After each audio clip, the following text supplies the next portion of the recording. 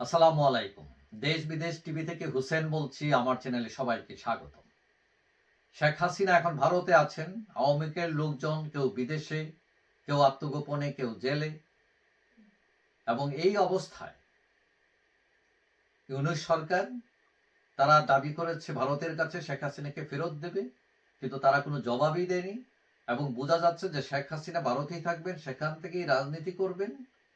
যদিও ভারত বাংলাদেশ সম্পর্ক তলানিতে, কিন্তু ভারত এগুলো কেয়ার করছে না।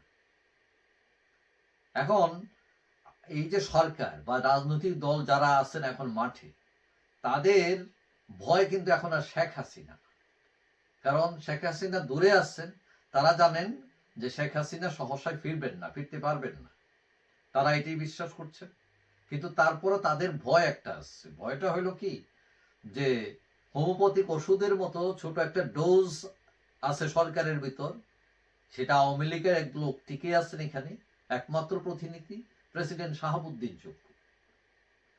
এখন সরকার তাকে সরানোর জন্য বিভিন্ন জায়গায় পরামর্শ নিয়েছে, কিন্তু তাকে সরানোর কোনো পথই পায় নাই তারা। এখন কারণ তিনি যে পদত্যাগ করবেন, সংসদ কোথায়, স্পিকার নাই। এখন এই যে এই অবস্থা, এই অবস্থায় সরকার প্রধান বিচারপতির কাছেও তারা ধর্ণা দিয়েছে, কিন্তু প্রধান বিচারপতি মানে এটার কোনো পথ নাই বলার পর সব উদ্যোগ থেমে যায়। কিন্তু বৈষম্য বিরোধীরা হঠাৎ বঙ্গভবনে ঘেরাও করে এবং তাকে জোর করে অপসারণের চেষ্টা করে, এবং সেটাও কাজ দেয় না।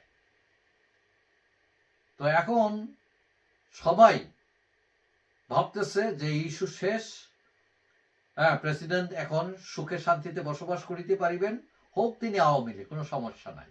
কিন্তু না, আসলে তাদের ভয় উৎকণ্ঠা এখনো শেষ হয় নাই। সেটা কিভাবে?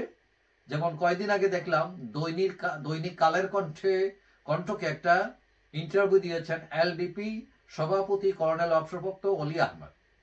এখন তিনি তার বক্তব্যে বলছেন, যারা প্রেসিডেন্ট শাহাবুদ্দিন চুপ্পুর জন্য প্রেম দেখাচ্ছেন, তাদের কোনো এজেন্ডা আছে। এই রাষ্ট্রপতিকে রেখে সরকারের সফল হওয়া কঠিন। তো এই কথায় কি বোঝা গেল? মানে কর্নেল অলির মধ্যেও ভয়, মানে এই লোক কিছু করে বসে কিনা, সরকারকে বিপাকে ফেলে দেয় কিনা। এখন আমরা জানি রাষ্ট্রপতির ক্ষমতা খুবই সীমিত।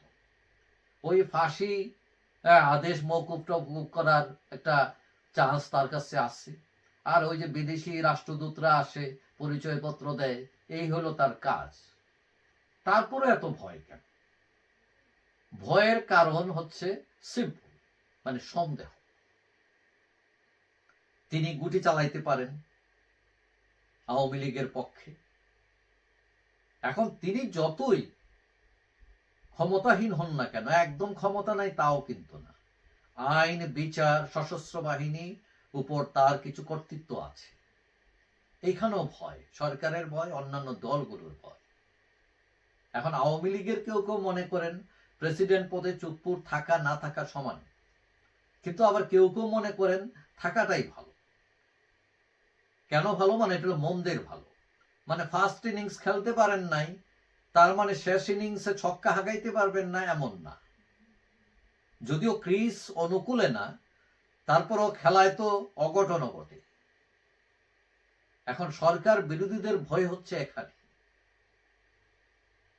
এবং আওয়ামী লীগেরও এই আশা নিয়ে তাদের প্রদীপ মিটমিট করে জ্বলছে, যদি কিছু করেন।